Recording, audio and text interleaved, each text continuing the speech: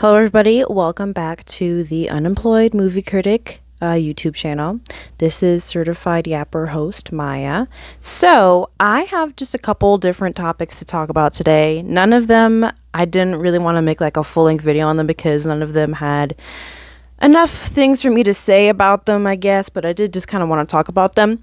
So first, I watched this short film called Portrait of God. It's on YouTube and is by a guy named Dylan Clark, who seems to have a catalog of short films. He seems to be a horror filmmaker who has a YouTube channel, and I just wanted to talk about it because I just thought it was so impressive. It really makes such a good use of horror, and it doesn't really have to use tactics like jump scares or, a lot of blood and gore. It's just very creepy and unsettling, and it makes you scared because you're afraid to see the creature that's going to happen. So without spoiling it, this student is doing a presentation about this work of art in which people think they can see God, and it's quite scary. So I just really wanted to talk about it. So effective. It really reminds me of something that I heard recently, the Creepcast podcast with Windigoon and Meat Canyon. So I love Creepcast, by the way. But they were talking about in one of the creepypastas they were reading that sometimes not explaining is perfect. So you don't want to do too much. You don't want to have too much stuff going on. You don't want it to be too long even sometimes, because then it'll just take away from the scariness of it. And if you explain things too much, then it just wipes away the scary factor of it. So in Portrait of God, there's no explanation of what the painting is, what's going to happen to our protagonist, really. We don't know much about anybody going on, but it's just scary to imagine yourself being in that situation. Also really just kind of shows you the scariness of darkness and not being able to see things fully. That's terrifying, but also you don't want to see it fully, and that's why I was afraid of the dark for much of my life, not gonna lie. So I just like it. It allows viewers to use their own imagination, which I think is scarier. When you imagine what's scary to you, that works more effectively, I think. Excellent. Go check out his YouTube channel. I know I'm gonna watch more of his videos. Next, I kind of wanted to talk about some Nosferatu updates. So I was watching this YouTube video called Nosferatu and the Gothic Appetite by Princess Weeks. Or Neeks, let me see, Princess Weeks. And I just love her video. It really just kind of brings to my attention some more things that I was kind of seeing being discussed on social media around the film, because the film is huge on TikTok right now, at least on my side of the talk. Nosferatu followed this kind of gothic tradition, which often has like deep sexual themes about desire, and also plays with like fear and a kind of like conqueror, a corset ripper, a bodice ripper, those books.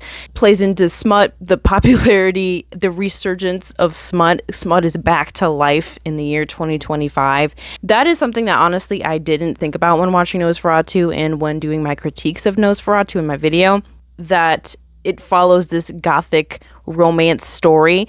And I don't think any of us are able to critique gothic romance. I think, a genre is a genre, and I'm not mad about it as long as like nothing gross is going on, you know what I'm saying? So I think people who enjoy gothic romances, can see Nosferatu as a truly like a deep sexual story, and I'm sure that's what the intention was.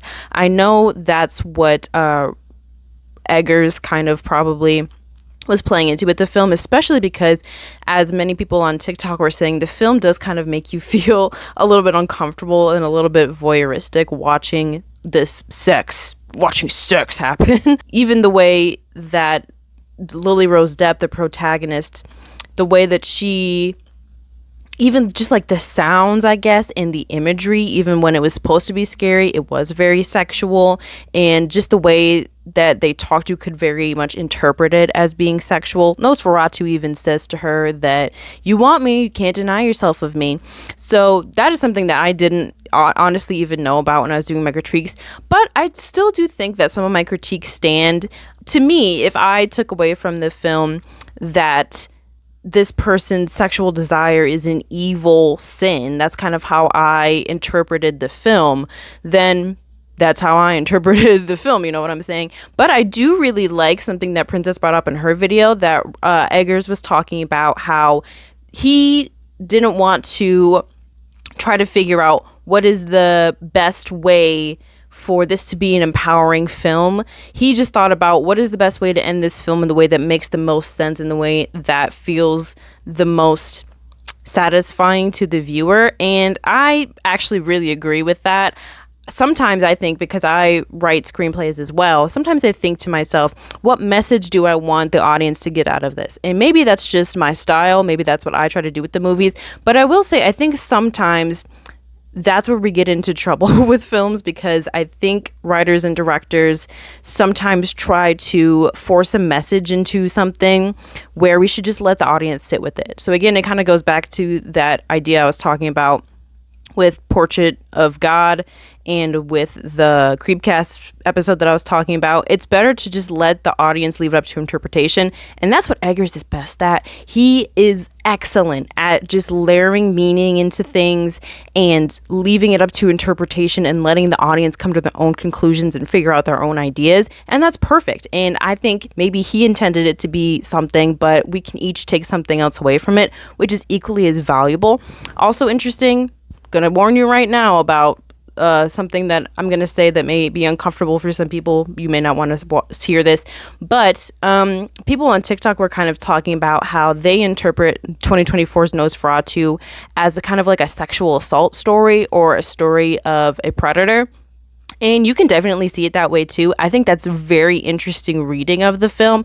So, you know, depending on how you feel about that, it can be kind of empowering that Ellen killed her predator, the man that was ruining her life. However, she did die in the end, so I don't know how great of a message that is, but it definitely follows those themes. It's such an interesting way to talk about that topic, I think, and show kind of an example in horror of how this kind of situation can happen to girls. You know what I'm saying? Which also brings me into my next point, which is horror movie Oscar snub. I Saw the TV Glow was snubbed. Nosferatu was snubbed. I remember I came across an article recently talking about horror movie snubs at the Oscars. And it's just so disappointing, and that really makes me just think that the Oscars is like phony, nothing, poo-poo garbage, because Nosferatu is such an interesting, layered story. How could it not be nominated? Like, that is kind of stupid. It doesn't even make any sense to me. This kind of goes into a theory that I came across before Wicked came out, which is that if a film is too popular, it will not be nominated for an Oscar and it will not win an Oscar. And I am kind of starting to believe that theory, because the Oscars is just a bunch of random people who we are not even supposed to know who they are, who likely work for or represent various production houses, you know, Warner Brothers and what you have it. And they all get together and they vote on the movie that they made that hasn't maybe made a lot of money, so we can get more attention, so they can reap the benefits of that. I'd say they're very much virtue signal, because they're trying to appear like, yeah, we're good guys because we made a film about transgender person. And they don't go into any deeper thought or meaning, or really put a lot of care and detail into the films that they make that actually mean something, rather than just, you know, have it be this shiny display object that they can use when they're trying to prove that they're not bad people. Why is horror not being paid attention to? Especially because historically, horror movies so much reflect society and how we feel about things that are going on right now. And it's such an interesting way to discuss things that we're afraid of, and to discuss, I guess, our personal experiences. So we see that exactly in Nosferatu. If you think about all of the meanings that can be pulled out of that film, we see that a lot in I Saw the TV Glow. It's a horror film loosely, and you know, it really brings the viewer through this turmoil of a person's life and how not being able to live authentically is scary. Beau is Afraid was snubbed for an Oscar, and I think I didn't realize people didn't like Beau is Afraid, by the way. I see it getting some hate. I thought it was universally loved because I thought it was excellent. I thought it was a great movie. So maybe you guys watch me do that YouTube video and you just think I'm like some kind of dumb asshole, but I loved Beau is Afraid. But anyway, so that was also snubbed for an Oscar. It's a very personal story to Ari Aster, and again, it's used in the horror genre. So, what is really going on here is what I'm trying to say. I think this just proves that the Oscars is not the most educated people, the most, film intellectual people, the most studied people. They're just producers. They're just random people who don't know what the hell they're talking about, to be honest with you. And I'm saying that as somebody who I would love to win an Oscar someday. So perhaps by watching this, I'm ruining myself and blacklisting myself if I ever have the chance to, use my screenwriting abilities. But it's true. So I think they should probably change that. Nosferatu, it just kind of makes me laugh when I think about it sometimes, because it really reminds me of the Smiling Friends episode where the boss marries a succubus and then the crew has to save him. And I just really enjoy demon imagery, and I really enjoy biblical themes. I think the Bible is really, really interesting, and I love watching Wendigoon for that reason too, because he talks about all kinds of biblical text and things related to stories of the Bible. I love learning about angels and demons. It's just fascinating to me. I just like Nosferatu for that reason too, and I just think that whole imagery of death and demons is just cool. I just think it's fun. Last night, I watched Gone Girl, which I also had never seen before. I really enjoyed it. I just want to say my initial thoughts on Gone Girl. I also would crash out if I found out that I was being cheated on by my lazy husband who didn't get a job, who I helped pay for everything. That would make me lose my mind and probably fake my own death too. Not to mention, Ben Affleck is your husband and he cheated on you with a 19, 20-year-old girl who is his student, who he doesn't even respect or love, this girlfriend, and who he did their thing with, their lip thing with, that stole their move. That would make me lose my absolute mind, and I would do everything that I could to ruin his life as well. So, not gonna lie, there have been men that I've come across in my life that I was like, I wish I could ruin your life too. I really wish that I could just do something evil and devious and crazy to ruin your life. But luckily, I'm more stable than that. But I perfectly understand what she's talking about. I think the film, as has been discussed before, is a really great example of how a woman can really honestly be a perfect person. Think about Beyonce. You can be beautiful. You can be educated, talented, successful, caring. You can take the brunt of the care for your household and family, and still women are so expected to do all these things and, not complain. And as soon as somebody complains, and all of a sudden you're a complaining, nagging wife, and you're expected to do all these things, and then some grubby ass nobody man is still gonna cheat on you. That is insane, and we see that time and time and time again. Now I know people are gonna come after and say, well, that happens to men too. Men are cheated on. Yes, of course, that is true. It's not a cool thing to do in any circumstance, but I think often the media, with famous people that we see, with Ben Affleck himself, time and time again, a woman can be perfect and it's still kind of not enough, and they're still gonna screw you over. That's what makes Gone Girl kind of a classic 10 years after the fact.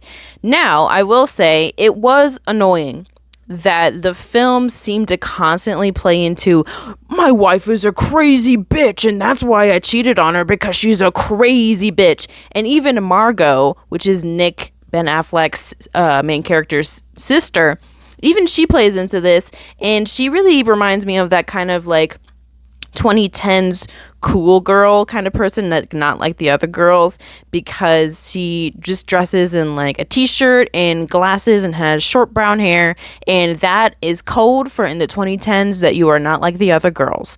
So I think because she is that character, she just hates Amy for kind of no reason. She just hates her because she thinks that she's a perfect person and she thinks that she's like fake and phony. So she talks a bunch of smack about her. Now, mind you, they think that she's dead and they're still talking smack about this woman. I don't think that's because she was really all that evil the whole time. I think they're just haters because they don't understand why they are so mad at this woman, but it's because of contextually in the society that we live in, through their lives, they don't realize that they have been, inundated with misogynistic ideas about women and wives.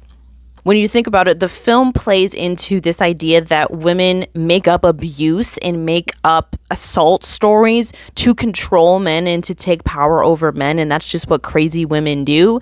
And, I guess this movie was made 10 years ago before we kind of had this more movement, to the whole Believe Women movement, I guess I would say. And of course, that is much more complicated than me just saying that. There's so many things that go into, of course, people lie, but it really just plays into that trope that like, oh yeah, well, what if we believe a woman and she's just lying about it to ruin a man's life? You know what I'm saying? I think that's such a rare thing to happen. And it really annoys me when people instantly say that when somebody is accused of abuse or assault. I'm like, yeah, but also, what if the man did it and he's evil and we're not taking him to jail and we're coming up with all these excuses about why we should just believe that he's a good guy? I don't think we should be doing that either. So I think oftentimes when somebody comes forward and they say that somebody has been abusing them and has not been treating them right, I don't know why we instantly wouldn't just, at least be suspicious of the person who they're accusing that of. Why would we not, be suspicious of that? And my long-winded answer, wasn't a fan of that in the film. It was fascinating, the scene where, I'm gonna spoil Gone Girl, a scene of it at least. There's a lot of crazy things that happen in this film.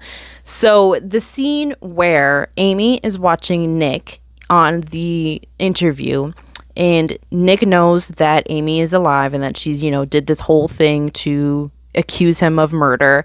And he says to Amy, who he knows is probably watching, I'm sorry that I know that I was honestly a bad husband and I didn't respect you and I should have never cheated on you and I did a lot of crummy things and I love you. And he says that just so his wife will come back to him, and he doesn't actually mean it. So that was something that I was thinking about a little bit more, that he really couldn't reflect on the things that he has done that did really suck, because Nick really did suck as a husband and I would probably hate his guts. Like I said, he was lazy, he didn't get a job, and still he couldn't find his own faults. He wasn't really serious when he was apologizing on the interview. He just said it to get brownie points and to get the public to, be in his favor again. So I think that really encapsulates the whole theme of the movie.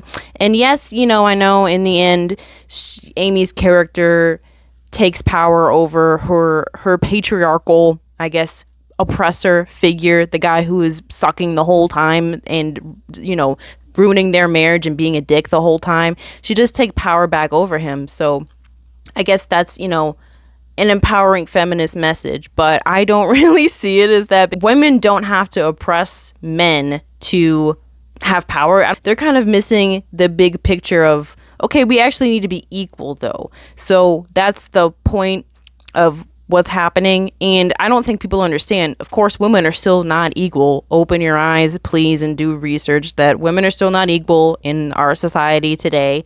But that doesn't mean that women should have more power than men. You know what I'm saying? And it doesn't really do it in like a funny way that we know is jestful, like Barbie, like the end of Barbie, when the Barbies say, well, you can have a seat on the Barbie Supreme Court when women have seats in the real life Supreme Court. So, that's just kind of like a funny wink, wink, nudge, nudge, ha, ha, ha thing. And it's not really the same as the message of Gone Girl, which is like, oh yeah, well now my husband is like enslaved to me and he can never leave. Ha ha ha, women win. That's not really the same thing to me, which kind of leads me into Blink Twice. So I can kind of draw parallels between Blink Twice and Gone Girl. I recently saw Blink Twice the other day. It was a great movie. I loved this movie. It was so good. And it's so exciting to see that Zoe Kravitz wrote and directed this film, and you really just get to see her talent as a person. And that's very exciting. You know, I'm sure as a person who has kind of been famous her whole life, it is gratifying to kind of prove yourself and prove that you really do have this artistic talent.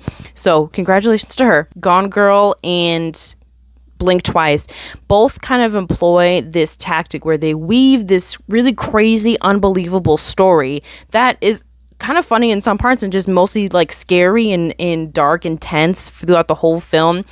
And they weave it into something so crazy that it almost seems real and it seems plausible.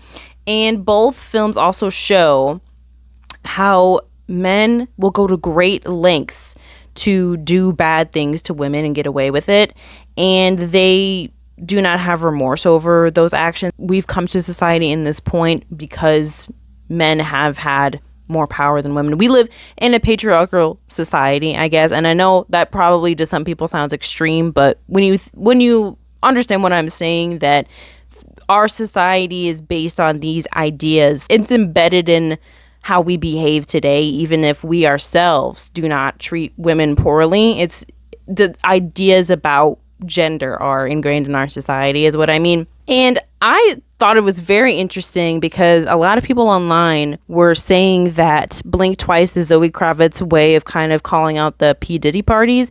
And after seeing the movie, I have to say that I very much agree. I thought people were maybe just, drawing parallels because it was a popular topic at the moment, but I really think that's probably the intention of the film. That's really, really what I get from the film. It seems like a very clear message. A rich and powerful man who has been in controversy before, as we see with Slater, but the public has largely just ignored the bad rumors that they've heard about this person and choose to continue to love him because he is so rich and famous. Reminds me a lot of Chris Brown as well. We know Chris Brown is a piece of shit, but still, for some reason, he is still allowed to be famous and walk free among us. And these rich figures, if we compare Diddy and Epstein maybe to Slater and Blink Twice, they coerce these women into trusting them, into joining them at this what should be an extravagant, fun, luxurious party filled with the rich and famous, and you really get to experience this life of fantasy and fun and drugs and alcohol, and it seems like just such a fun party environment, but they created this environment specifically to prey on women. They also, in all three instances, isolate women and isolate people in this party. They also isolate them by taking away their phones so they don't have any proof of this. It really seems like, those exact things that we hear about Hollywood, that Hollywood is such a crazy place filled with kind of evil people. And I very much think that's true, that they have you sign NDAs or make you scared of all their money and power, or threaten to blacklist you if you're another famous person who's up and coming, or take away your phone so you don't have any way to go out and say, this is real, this is happening. And I also think in Jeffrey Epstein's case and in P. Diddy's case, they had so much wealth that they were able to craft an unbelievable horrors. You know what I'm saying? When you hear about those stories, they sound like movie plots, but they're real. Jeffrey Epstein had an island that he specifically took people to so that the rich and famous and his bros could do whatever they wanted and nobody could say anything. That sounds fake, but we know that it's real. And the same thing with Diddy. We heard these rumors for a long time that he had all these cameras in his house. He was recording people. He was threatening to kill people. He did have people killed. It sounds too crazy. We heard stories that he had, bottles of baby oil in specific rooms, and he asked Cassie Ventura to do all these weird things, and it sounds too crazy to be true, but I think that tactic works in their favor because it does sound too crazy to be true, and yet it is true. So I think that's where Blink Twice really benefits, because it does sound too crazy to be true. It does sound like a movie plot, and yet it's very actually possible, as we've seen, that a scenario like this could actually exist. Not probably with the perfume that makes you forget stuff and the snake venom that helps you remember stuff, but you know what I'm saying. It's very possible and very real world based. If we look at Jeffrey Epstein, he had Ghislaine Maxwell, and if we look at Blink Twice, Slater had his assistant. So it also kind of shows you that women also participate in the abuse of other women, and they just kind of rationalize it in their mind as something that this is just what rich, powerful guys do, so I guess I'll just let them do it because that's just what they do. And rather than trying to help end this cycle, so I think naturally, almost in probably maybe forever, sadly, we're always going to have people who are rich and evil, or people who just innately inside of them, though they may be good to most people, they have these evil desires. I think it's almost part of some people's nature.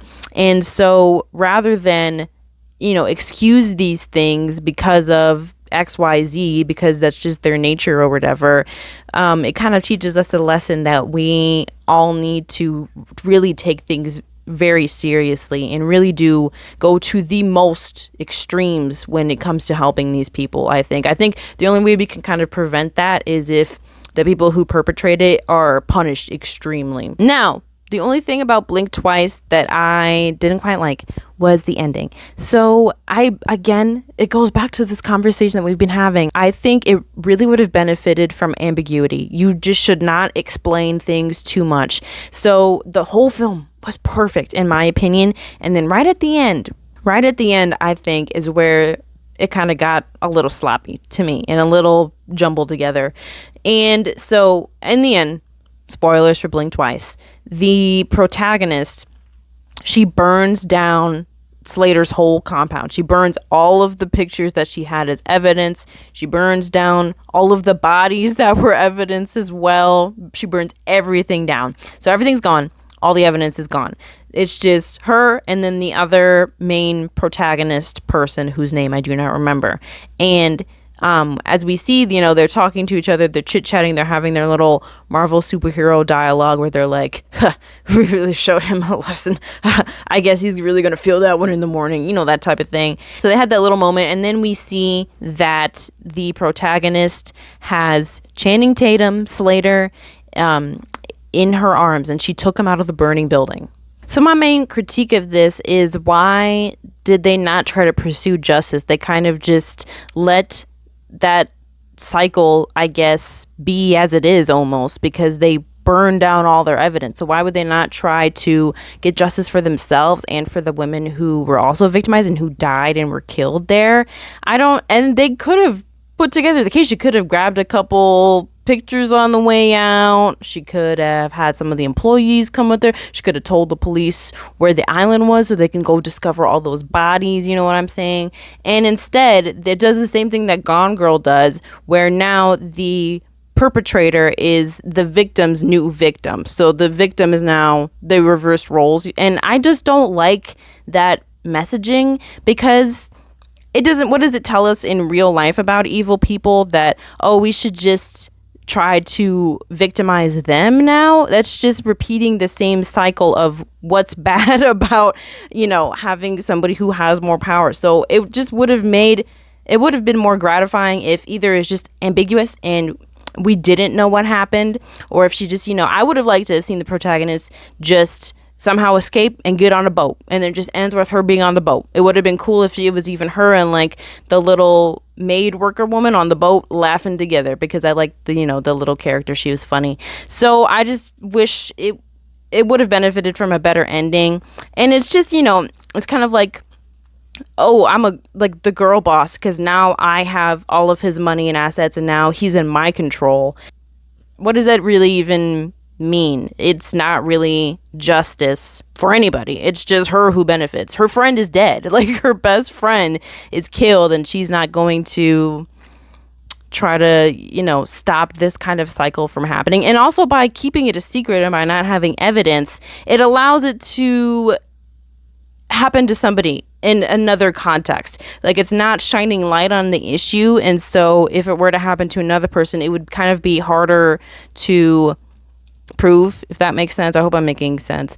So yeah, I just wish it was different. I would talk about Emilia Perez. I will not get Netflix to watch Emilia Perez just based on principle, because Netflix is about to piss me off.